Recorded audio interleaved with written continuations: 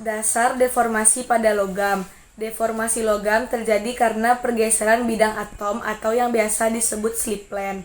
Pergeseran muncul ketika tegangan geser kritis pada bidang tertentu terlampaui.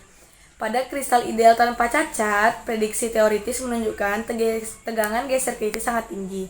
Fakta eksperimennya adalah tegangan geser kritis logam nyatanya jauh lebih rendah. Penyebabnya adalah cacat kristalografi, khususnya dislokasi. Selanjutnya ada peran dislokasi dalam deformasi. Dislokasi merupakan gangguan pada susunan atom dalam kisi kristal. Jenis dislokasi yang paling umum terjadi dan dibahas detail adalah dislokasi tepi atau yang biasa disebut edge dislocation. Fungsi dislokasi adalah 1. Bidang atom tidak bergeser sekaligus, tetapi baris demi baris. 2.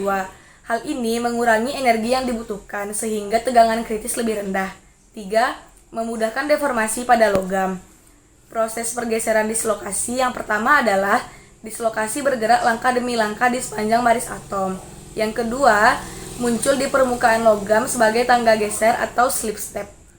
Selanjutnya adalah pentingnya kendali deformasi, karena jika logam mudah terdeformasi, maka ia akan kehilangan kekuatannya. Nah, cara meningkatkan kekuatan logam adalah dengan melalui berbagai mekanisme pengerasan.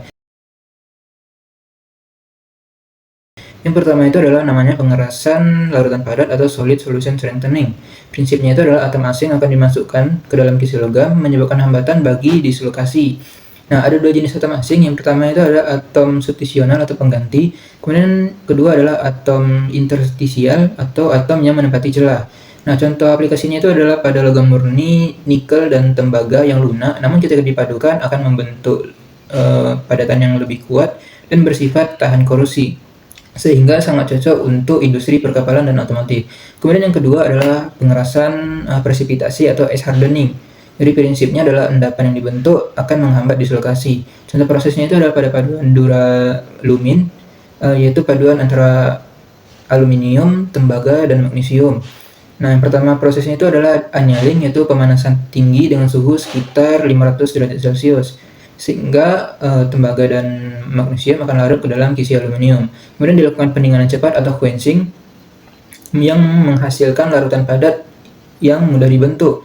Kemudian yang ketiga adalah penuaan atau aging. Jadi tembaga dan magnesium perlahan mengendap membentuk senyawa intermetalik atau presipitat. Selanjutnya, mekanisme pengerasan logam yang ketiga, penghalusan butir. Prinsipnya yaitu dislokasi akan berhenti ketika bertemu dengan batas butir. Ini akan mengakibatkan makin banyaknya batas butir, sehingga struktur kristal akan semakin kuat.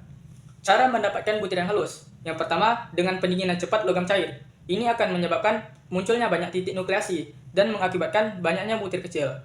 Yang kedua, dengan penambahan partikel asing, yang nantinya partikel asing ini akan menjadi inti bagi nukleasi yang baru. Contoh aplikasinya pada baja berbutir halus. Ini rendah karbon, bisa dilas, namun tetap kuat karena memiliki butir yang halus. Yang kedua, pada konstruksi baja struktural. Ukuran butir pada baja struktural berbutir halus ini mencapai hingga skala mikrometer untuk meningkatkan kekuatan baja.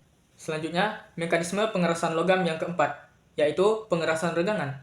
Prinsipnya, deformasi plastik akan menambah jumlah dislokasi, dan dislokasi ini akan saling menghalangi satu sama lain. Bagaimana mekanismenya?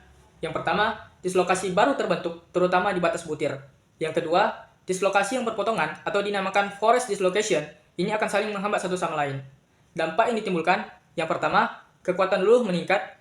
Yang kedua, kekuatan tarik juga bertambah. Ini akan menyebabkan struktur kristal logam akan semakin kuat dan tahan terhadap beban yang berat.